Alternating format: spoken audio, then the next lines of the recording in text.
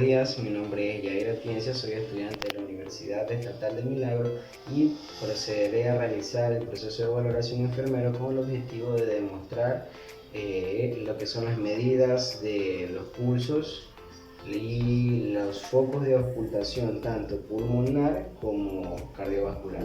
Al realizar lo que son las medidas de los pulsos empezaremos de arriba hacia abajo.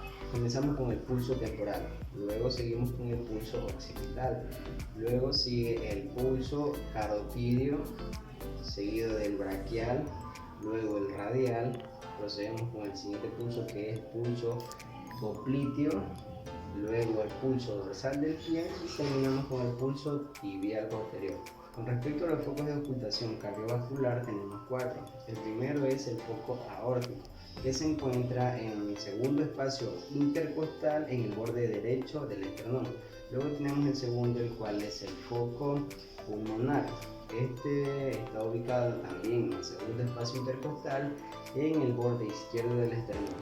El tercer foco es el tricúspide, que este se encuentra en la base del apéndice sifoide, y por último tenemos el foco mitral, que está ubicado en el cuarto y quinto espacio intercostal en la línea media clavicular izquierda.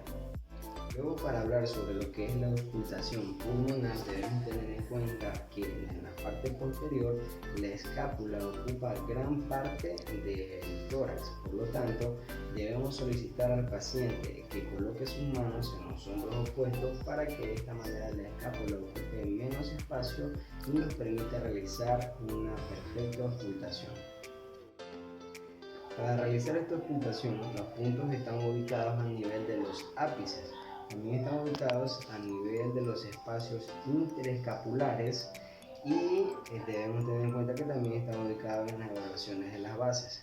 Por lo tanto, en cada lado tendremos 8 puntos y tenemos que tener en cuenta que para realizar esta auscultación los puntos deben ser bilaterales, es decir, si auscultamos desde la parte izquierda, procederemos a auscultar la parte derecha y así sucesivamente.